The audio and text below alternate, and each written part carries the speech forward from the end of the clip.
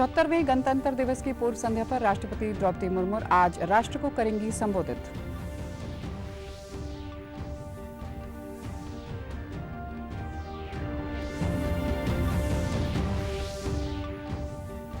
प्रधानमंत्री नरेंद्र मोदी ने की बाल पुरस्कार के लिए चयनित विजेताओं से मुलाकात।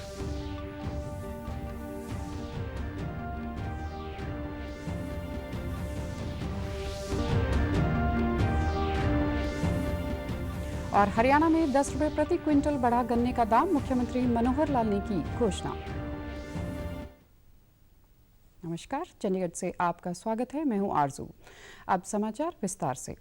74वें गणतंत्र दिवस की पूर्व संध्या पर राष्ट्रपति द्रौपदी मुर्मू आज राष्ट्र को संबोधित करेंगी। इसका प्रसारण शाम 7 बजे से दूरदर्शन के सभी राष्ट्रीय नेटवर्क पर किया जाएगा। दूरदर्शन पर इसका प्रसारण पहले हिंदी और उसके बाद अंग्रेजी में होगा। इसके बाद क्षेत्रीय भाषाओं में भी इसका प्रसारण किया जाएगा। दूरदर्शन पर रात 9:30 बजे से क्षेत्रीय भाषाओं में राष्ट्रपति के संबोधन का प्रसारण किया जाएगा।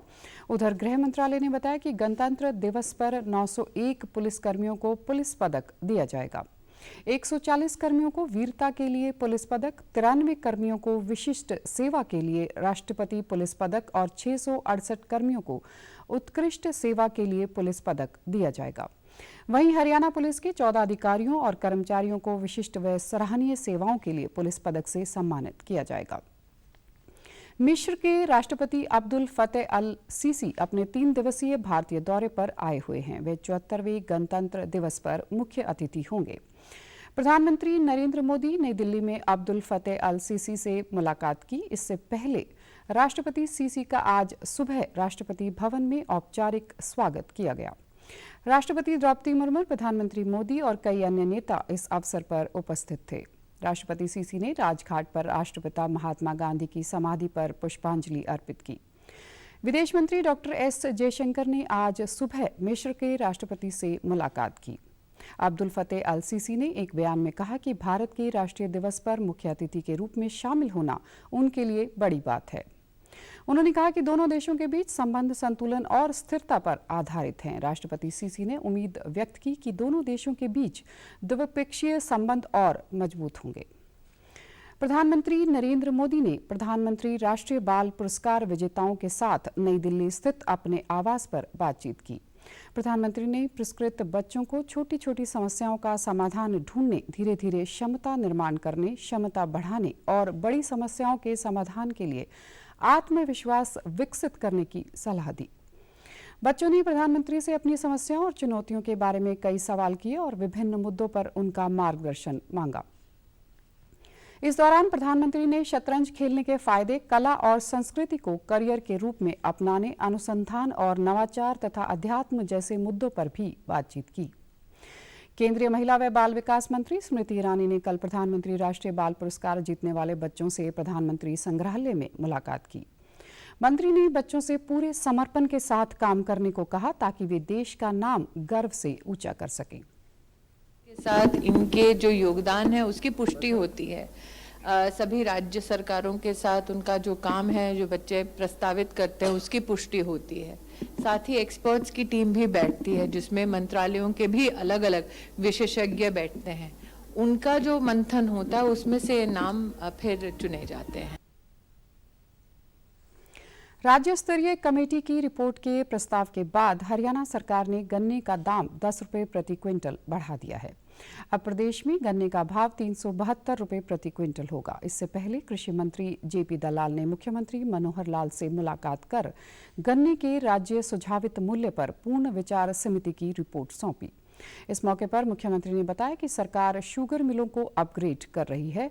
करनाल पानीपत मिल की सरकार ने क्षमता बढ़ाई है। हम कोशिश करेंगे कि चीनी की रिकवरी भी बढ़े। इससे पहले हमने शाहबाद, यमुनानगर में एथनॉल प्लांट, नारायणगढ़ में पावर प्लांट लगाकर कई मिलों को अपग्रेड किया है। हमारी जो मिलें हैं बहुत पुरानी मिलें हो गई हैं, जिनका रेनोवेशन किया है, जिनकी कैपेसिटी बढ़ाई है। जब तक चीनी की रिकवरी नहीं बढ़ती है तब तक हमारे लिए भी कठिनाई आती है। अभी रिकवरी जो चल रही है प्राइवेट मिलों की तो 10 से ऊपर है, लेकिन सरकारी मिलों की पिछले वर्ष की 9.75 यही रिकवरी आई थी। ये कैसे और बढ़े कि वर्ष के अंत में ही जाकर पता लगता है की रिकवरी किस मिल की कितनी है। हमारे शाहबाद मिल में एथेनॉल का प्लांट लगा है, यमुनानगर प्राइवेट मिल ने भी एथेनॉल का प्लांट लगाया है, और भी कुछ मिलें इस ओर बढ़ रही हैं। नारायणगढ़ भले ही प्राइवेट मिल है, लेकिन वहाँ एनर्जी का यानी पावर प्लांट का भी एक आयोजन हमने किया है।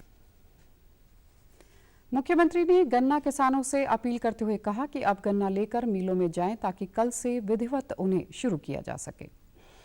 हरियाणा के मुख्यमंत्री मनोहर लाल ने कल चंडीगढ़ में learnings from the second national CS conference की अध्यक्षता की। इसमें वरिष्ठ अधिकारियों द्वारा सूक्ष्म, लघु एवं मध्यम उद्योगों पर बल देने, इंफ्रास्ट्रक्चर एंड इन्वेस्टमेंट, GST, महिला सशक्तिकरण, skill development, vocal for local सहित अन्य कई महत्वपूर्ण विषयों पर प्रस्तुतिकरण दिया गया। मुख्यमंत्री ने कहा कि हर विभाग ऐसी योजनाएं बनाकर उनकी हर माह समीक्षा करे, उनका सही क्रियान्वयन करे, जिससे हर व्यक्ति को उनका लाभ मिल सके। उन्होंने कहा कि राज्य के नागरिकों का हर प्रकार की बीमारी का उपचार करने के लिए एक पोर्टल बनाया जाए और इसे परिवार पहचान पत्र के साथ जोड़ा जाए। मुख्यमंत्री ने कहा कि गरीब युवाओं को ऋण देने के लिए मुद्रा, स्टैंड अप आदि वित्तीय योजनाओं के साथ लिंक करवाकर मुख्यमंत्री परिवार अंत्योदय उत्थान योजना से जोड़ा जाए। कॉन्फ्रेंस में G20 को लेकर हरियाणा में किए जाने वाले विभिन्न कार्यक्रमों पर भी चर्चा की गई। चंडीगढ़ में G20 की एक अंतर्राष्ट्रीय वित्त वास्तुकला कार्य समूह की बैठक 30 और 31 जनवरी को होगी। इसके तैयारी के लिए चंडीगढ़ स्थित भारतीय रिजर्व बैंक में central bank digital currency India story शीर्षक से एक सेमिनार आयोजित किया गया। इस सेमिनार में सरकारी अधिकारियों, छात्रों, शिक्षाविदों, बैंक अधिकारियों व प्रिंट और इलेक्ट्रॉनिक मीडिया के प्रतिनिधियों ने भाग लिया। इस कार्यक्रम का आयोजन डिजिटल रुपया अर्थात भारत की सेंट्रल बैंक डिजिटल करेंसी के बारे में जागरूक करने के लिए किया गया था। RBI के कार्यपालक निदेशक अजय कुमार चौधरी ने भारत के CBDC के डिजिटल रुपया के पायलट लॉन्च पर जोर दिया। उन्होंने कहा कि भारत थोक और खुदरा दोनों क्षेत्रों में CBDC पायलट लॉन्च करने वाली पहली प्रमुख अर्थव्यवस्थाओं में से एक है। It has come at a very, very challenging time.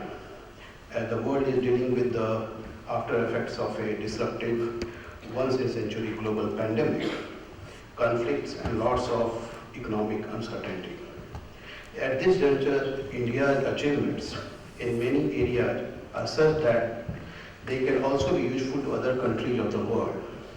One of such achievements is definitely the use of digital technologies for development and the inclusion. उन्होंने RBI के फिटनेस विभाग द्वारा दी गई प्रस्तुति में डिजाइन विकल्पों सहित डिजिटल मुद्रा के विभिन्न पहलुओं को रेखांकित किया। इसके अलावा यह वर्तमान पायलटों के बारे में जानकारी प्रदान करता है। सिटी ब्यूटीफुल को बेसहारा मवेशियों से निजात दिलाने के लिए चंडीगढ़ नगर निगम ने 3 पशु पकड़ने वाले वाहन खरीदे हैं। इन वाहनों को आज मेयर अनूप गुप्ता ने सेक्टर 17 स्थित निगम कार्यालय से हरी झंडी दिखाकर रवाना किया। इस दौरान मेयर ने कहा कि ये वाहन पहले से अधिक सुविधा युक्त हैं। इसमें हाइड्रोलिक प्लेटफॉर्म लगे हैं जिससे पशुओं को इनमें चढ़ाने में आसानी होगी। ये पशुओं के लिए पहले से सुरक्षित भी हैं। उन्होंने बताया कि शहरवासियों को खुले में घूम रहे पशुओं से संबंधित कई शिकायतें मिल रही थी, जिन्हें देखते हुए कैटल कैचिंग व्हीकल नगर निगम को दिए गए। इनकी मदद से बेसहारा मवेशियों को पकड़कर सुरक्षित स्थानों जैसे गौशाला इत्यादि में भेजा जा सकेगा। बस यही है कि जितनी भी गौ माताएँ हमारी रोड पे हैं उनको इसमें प्रॉपर्ली आपने देखा है पहले नीचे आती है, उसको वहाँ रख के फिर ऊपर लिफ्ट होती है, फिर उसको आराम से प्रॉपर्ली वो गौशाला जा सकते हैं। इसलिए हमारा पर्पस है। पहले वो नेबरिंग जगह से कंप्लेंट्स आई हैं, हम उस पर वर्कआउट कर रहे हैं, उस पर हमारी पूरी टीम काम कर रही है, उसको जैसे हम जल्दी रिजॉल्व करेंगे। बाकी अब हमारे गौशाला के लिए भी सारे गौशाला उसको हमने रिकन्स्ट्रक्ट उसके लिए रीफेब्रिकेशन के लिए हमने पैसा पास करा उसके रेनोवेशन के लिए, प्लस EDP प्लांट लग रहे हैं वहाँ पे। प्रधानमंत्री नरेंद्र मोदी 29 जनवरी को सुबह 11 बजे आकाशवाणी पर मन की बात कार्यक्रम में देश विदेश के लोगों के साथ अपने विचार साझा करेंगे।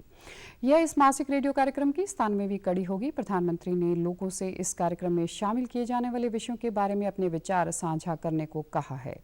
नमो ऐप या MyGov ओपन फॉर्म पर विचार भेजे जा सकते हैं। टोल फ्री नंबर 1800117800 पर डायल करके हिंदी या अंग्रेजी में संदेश रिकॉर्ड कराए जा सकते हैं। फोन लाइनें इस महीने की 27 तारीख तक खुली रहेंगी। 1922 पर मिस्ड कॉल देकर भी SMS से मिले लिंक से सीधे सुझाव प्रधानमंत्री तक भेजे जा सकते हैं। चंडीगढ़ के इंस्टीट्यूट ऑफ माइक्रोबियल टेक्नोलॉजी में 39वां स्थापना दिवस मनाया गया। इस दौरान ICSR के पूर्व निदेशक जनरल डॉक्टर टी महापात्रा स्थापना दिवस लेक्चर देने के लिए पहुंचे थे, जिन्होंने राइस जीनोम सीक्वेंसिंग प्रोजेक्ट को देश भर में लागू किया। उन्होंने भारत के अनाज में विदेशों पर निर्भरता से अब आत्मनिर्भरता और निर्यात की स्थिति तक पहुंचने की बात कही। उन्होंने मॉलिक्यूलर प्लांट ब्रीडिंग और एग्रीकल्चर 4.0 में इसके योगदान पर बात की। चौथी इंडस्ट्रियल रेवोल्यूशन के लिए यह बहुत जरूरी है। And from time immemorial, the revolutions have been happening and enabling the food systems to flourish and enabling populations to thrive, and in the process civilizations to flourish. The civilizations came up and civilizations flourished because of this intricate association of food availability and human survival.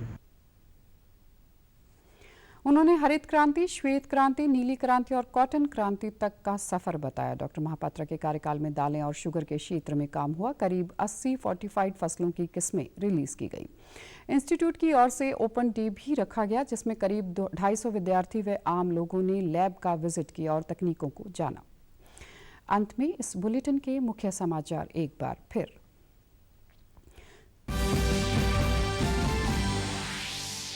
74वें गणतंत्र दिवस की पूर्व संध्या पर राष्ट्रपति द्रौपदी मुर्मू आज राष्ट्र को करेंगी संबोधित।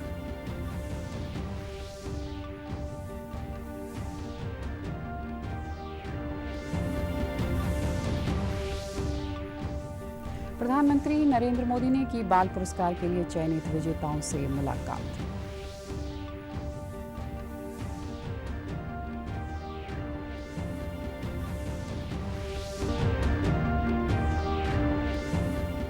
हरियाणा में 10 रुपये प्रति क्विंटल बढ़ा गन्ने का दाम, मुख्यमंत्री मनोहर लाल ने की घोषणा।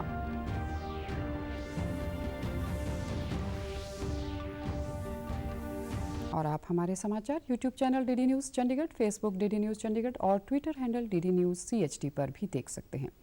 इसी के साथ चंडीगढ़ से समाचारों का सिलसिला समाप्त होता है। नमस्कार।